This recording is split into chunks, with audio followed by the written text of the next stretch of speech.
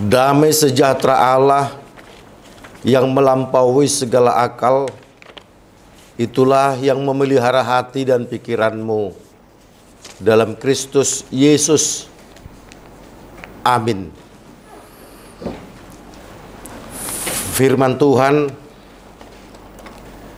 yang akan kita dengarkan sebagai dasar khotbah pada ibadah kita hari ini yang diberi nama Minggu Seksagesima, diambil dari Yesaya pasal 40 ayat 21 sampai dengan ayat 31. Yesaya pasal 40 dimulai dari ayat 21 sampai dengan ayat 31. Lembaga Alkitab Indonesia memberi judul Allah di atas semua Allah. Kita ikuti di dalam hati kita masing-masing, demikian firman Tuhan. Tidakkah kamu tahu? Tidakkah kamu dengar? Tidakkah diberitahukan kepadamu dari mulanya? Tidakkah kamu mengerti dari sejak dasar bumi diletakkan? Dia yang bertahta di atas bulatan bumi, yang penduduknya seperti belalang. Dia yang membentangkan langit seperti kain dan memasangnya seperti kemah kediaman. Dia yang membuat pembesar-pembesar menjadi tidak ada, dan yang menjadikan hakim-hakim dunia sia-sia saja. Baru saja mereka ditanam, baru saja mereka ditaburkan, baru saja cangkok mereka berakar di dalam tanah, sudah juga ia meniup kepada mereka sehingga mereka kering dan diterbangkan oleh badai seperti jerami. Dengan siapa hendak kamu samakan aku? Seakan-akan aku seperti Dia, firman yang Maha Kudus. Arahkanlah matamu ke langit dan lihatlah siapa yang menciptakan semua bintang itu dan menyuruh segenap tentara mereka keluar sambil memanggil nama mereka sekaliannya. Satu pun tiada yang tak hadir, oleh sebab Ia Maha Kuasa dan Maha Kuat. Mengapakah engkau berkata demikian, hai Yakub, dan berkata begini, hai Israel? Hidupku tersembunyi dari Tuhan, dan hakku tidak diperhatikan Allahku. Tidakkah kau tahu dan tidakkah kau dengar? Tuhan ialah Allah kekal yang menciptakan bumi dari ujung ke ujung.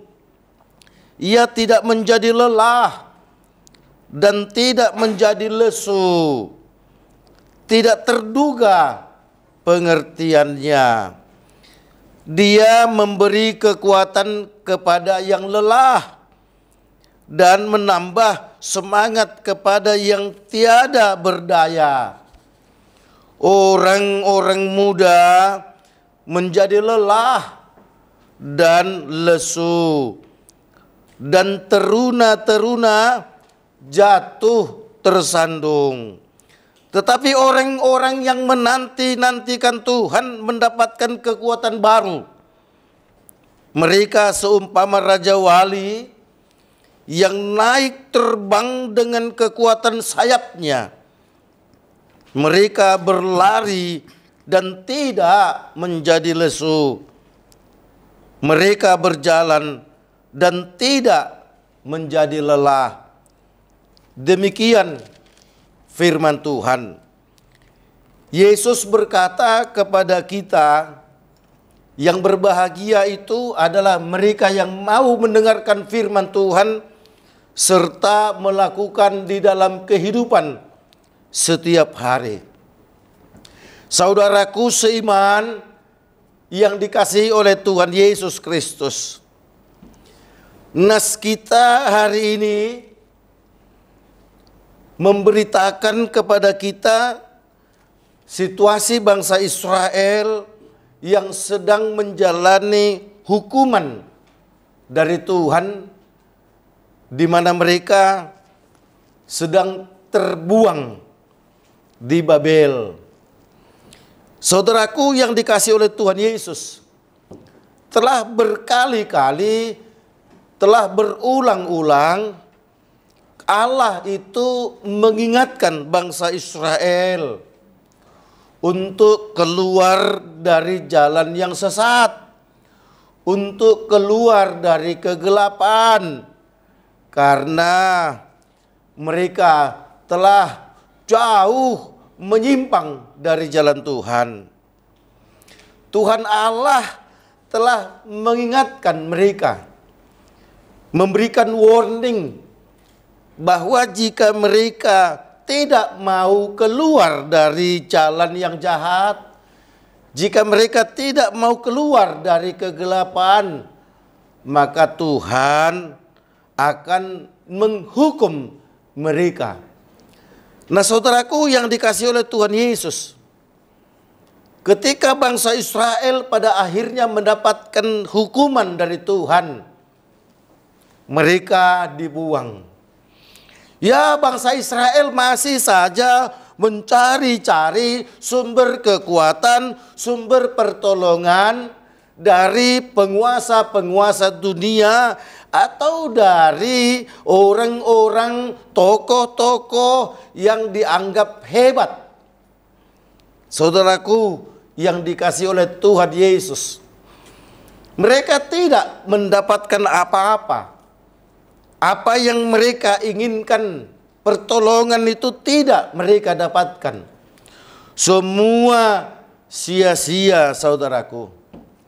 Sehingga pada akhirnya mereka pun sadar lewat seruan Nabi Yesaya yang terus menyatakan kebesaran Tuhan kepada mereka, dan juga yang terus menyatakan bahwa Allah itu adalah Maha Kasih, Allah itu adalah Maha Kuasa, Allah itu adalah Maha Tahu, Allah itu adalah Maha Adil. Tidak ada jalan dari manapun atau sumber dari manapun yang mereka akan dapatkan untuk memperoleh pertolongan. Sehingga pada akhirnya, saudaraku yang dikasihi oleh Tuhan Yesus Kristus, dengan malu-malu kucing, mereka pun kemudian mengalihkan perhatiannya yang tadinya kepada penguasa-penguasa dunia atau kepada siapapun yang dianggap hebat di dunia ini, kemudian mulai mengarahkan pandangannya kepada Tuhan. Itulah sebabnya, saudaraku, Allah melalui Nabi Yesaya kemudian mengingatkan bangsa Israel, apa kamu tidak tahu? Toh dari dulu kamu setelah diperdengarkan bahwa Allah itu adalah pencipta langit dan bumi. Allah itu adalah Maha Kuasa. Sejak semula telah diberitahukannya kepadamu. Masa kamu tak mengerti atau pura-pura tak mengerti karena Anda ingin berdasarkan pikiranmu untuk melakukan aktivitasmu. Sejak awal telah diberitahukan bagaimana Allah itu menjadikan bumi ini.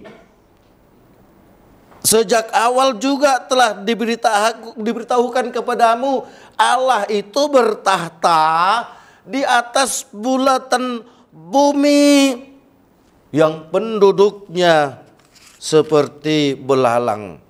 Saudaraku yang dikasihi oleh Tuhan Yesus Kristus, Allah secara tidak langsung mencoba untuk mempermalukan mereka di tengah-tengah kedegilan mereka, di tengah-tengah kebandelan mereka, di tengah-tengah keras kepala mereka, yang pada akhirnya mereka kembali menatap wajah Allah itu. Dari dulu gue sudah bilang Allah itu pencipta langit dan bumi. Dia itu adalah penguasa. Sekaligus mau dikatakan Tuhan itu tidak hanya mencipta tetapi juga memelihara.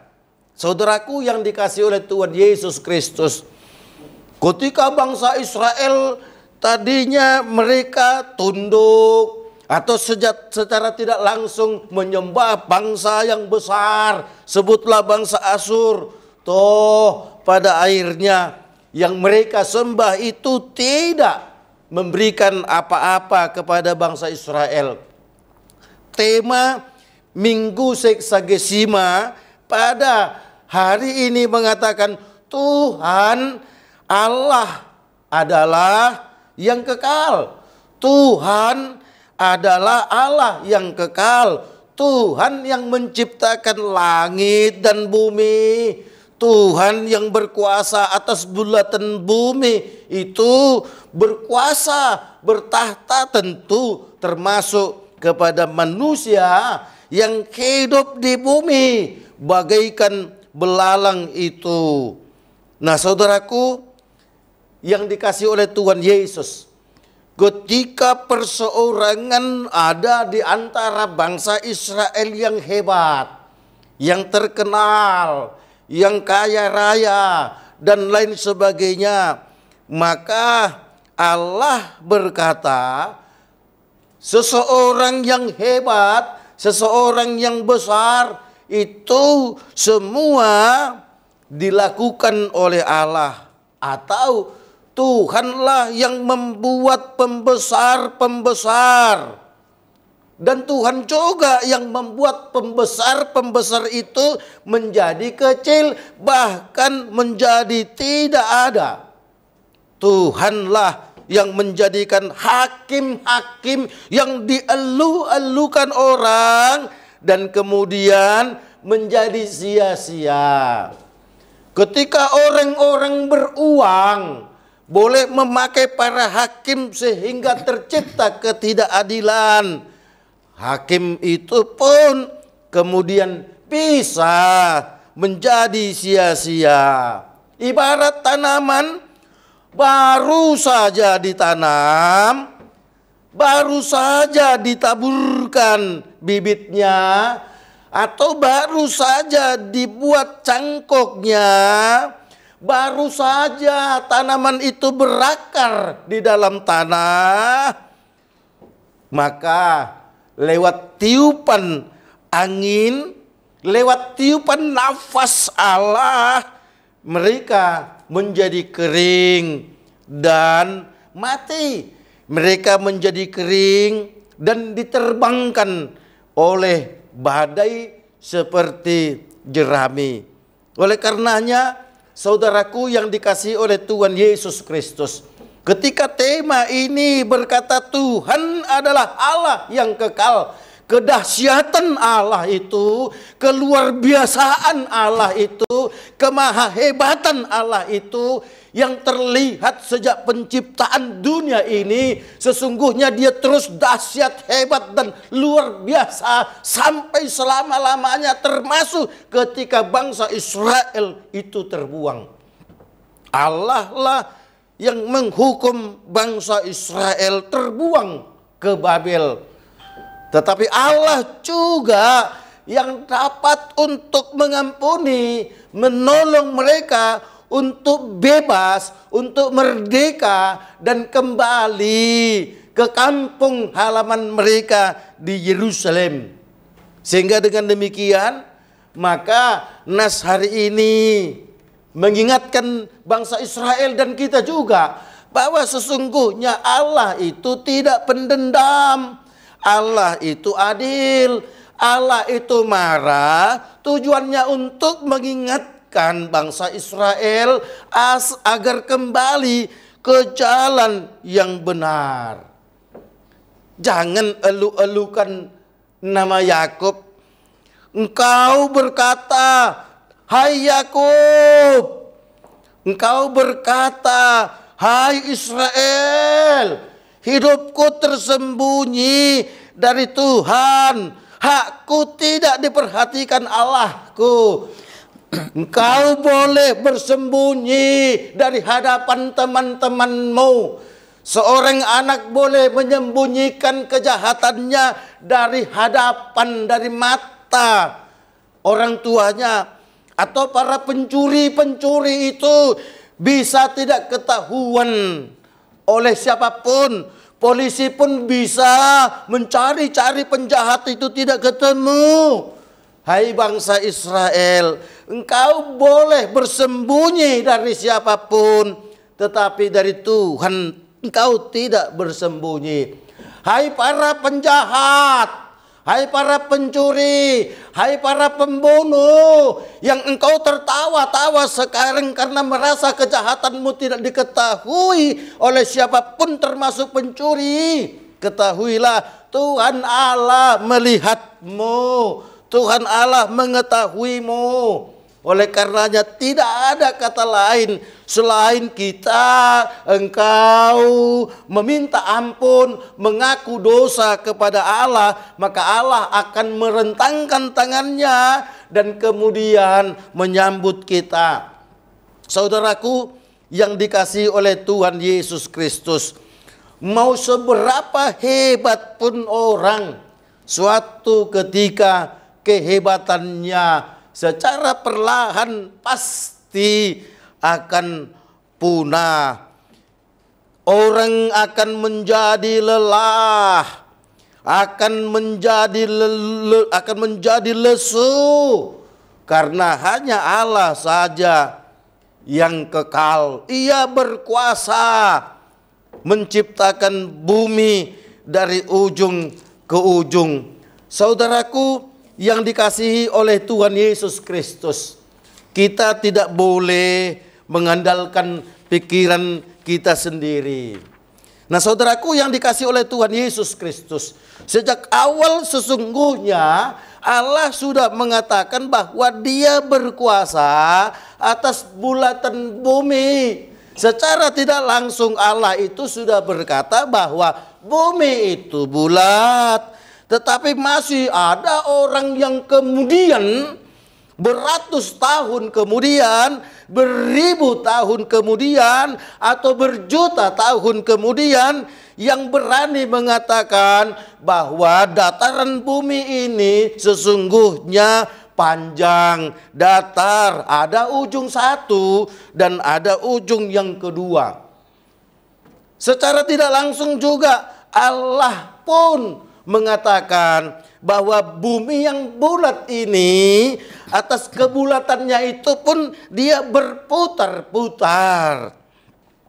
Ketika Nikolaus Kopernikus mengatakan bahwa matahari adalah pusat tata surya, banyak orang saudaraku mencemoohkan pendapat Nikolaus karena mereka tidak setuju bumi ini berputar mengitari matahari.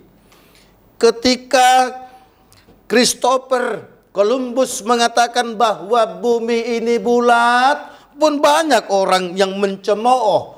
Nah saudaraku yang dikasihi oleh Tuhan Yesus Kristus, Allah itu adalah Allah yang hebat dan sejak awal telah menunjukkan bahwa bumi ini adalah bulat. Artinya saudaraku, kita tidak boleh melawan apa yang dikatakan oleh Allah. Seperti Profesor Charles Darwin. Dia tidak beranggap bahwa kepintarannya itu dari Allah.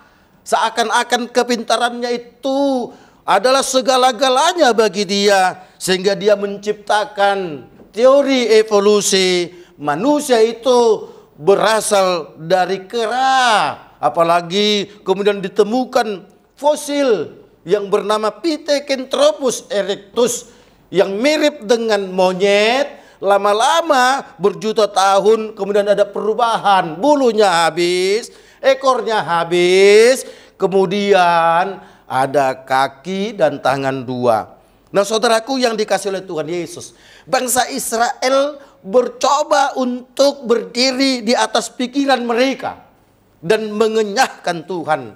Dan pada akhirnya mereka minta ampun dan meminta pertolongan hanya kepada Tuhan saja. Nah saudaraku yang dikasih oleh Tuhan Yesus Kristus, tentu pada saat ini kita mungkin sedang merasa lelah, capek. Mungkin kita saat ini sedang merasa sedih, sedang menderita. Apapun yang kita alami saudaraku, Tuhan Yesus pun berkata, marilah datang kepadaku, engkau yang letih, lesu, dan berbeban berat, aku akan meringankan bebanmu.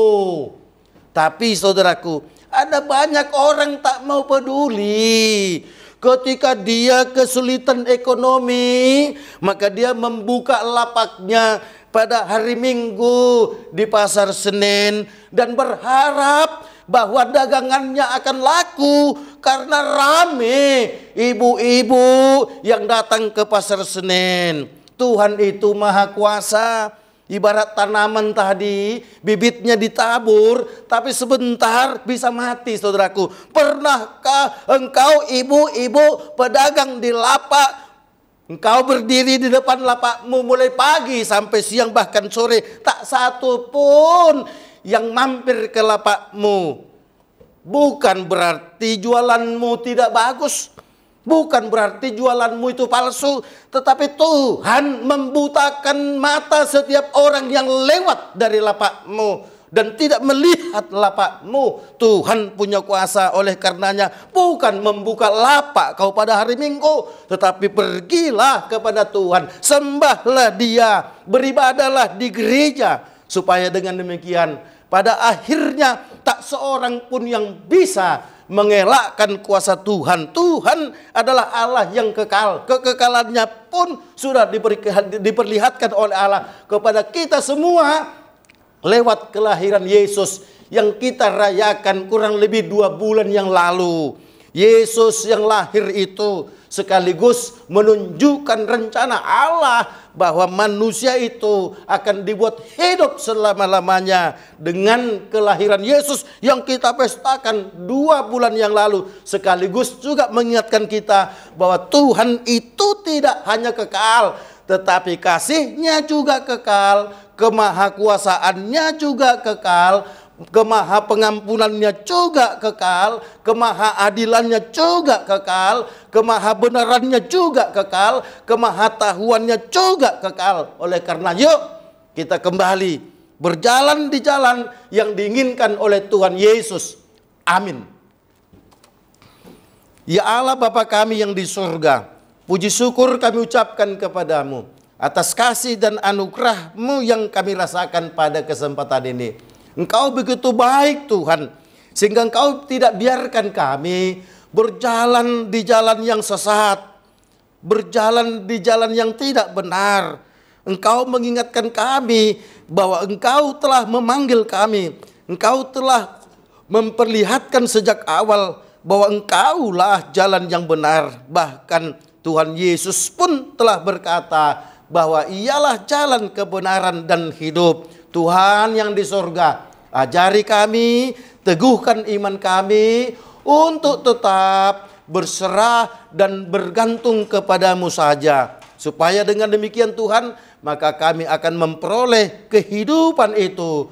Karena Engkau adalah Allah yang kekal. Ya Allah Bapa kami yang di surga, Kami berdoa Tuhan untuk Yayasan Badan Kerjasama Marturia yang hingga sekarang tetap eksis keberadaannya. Tuhan tetap pakai yayasan ini sebagai perpanjangan tangan Tuhan, sebagai perpanjangan mulut Tuhan, sebagai perpanjangan kaki Tuhan untuk menyatakan kebenaran-Mu, tidak hanya lewat mulut kami yang ada di yayasan ini, tetapi juga lewat kaki kami, sehingga kami mau melangkah dari satu tempat ke tempat yang lain hanya ingin menyatakan kebenaran-Mu. Kami juga Tuhan lewat tangan-tangan kami memberikan petunjuk bahwa Engkau adalah Allah yang dahsyat dan luar biasa, ya Allah yang di sorga. Berkati Tuhan para pengurus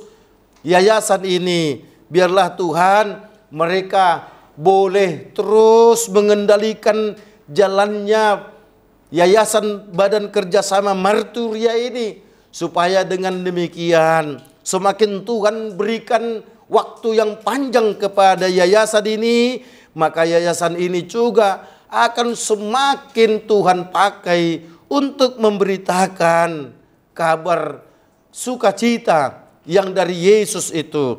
Tuhan berkati semua anggota Yayasan Badan Kerjasama Marturia ini agar tetap sehat, agar tetap semangat menjadi duta-duta Tuhan kemanapun kami diminta untuk menyatakan kebenaran firman-Mu.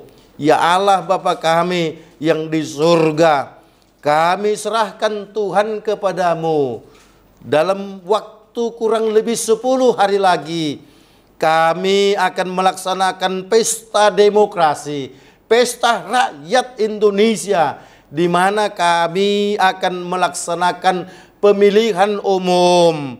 Kami akan memilih yang akan menjadi presiden kami mulai Oktober tahun ini. Tuhan yang di sorga, kami semua banyak membuat jagoan-jagoan kami, tapi ingatkan kami Tuhan bahwa jagoan yang sesungguhnya adalah Engkau. Oleh karenanya Tuhan, Engkau buka hati dan pikiran kami agar kami tetap sehati sepikir, teguh dalam persatuan Indonesia, sehingga tidak terpecah belah hanya karena perbedaan jagoan. Biarlah Tuhan, kami semua sepakat jagoan kami adalah Allah, Tuhan yang di surga. Kami serahkan Tuhan kehidupan kami seluruhnya, kehidupan kami setiap hari. Tuhan berkati, berikan kepada kami tetap semangat melangkah, sehingga di dalam kami melakukan aktivitas kami, nama-Mu yang tetap kami muliakan, dan kebahagiaan kami pun selalu terjadi sesuai dengan kehendak-Mu. Kami berdoa di dalam nama Yesus. Amin.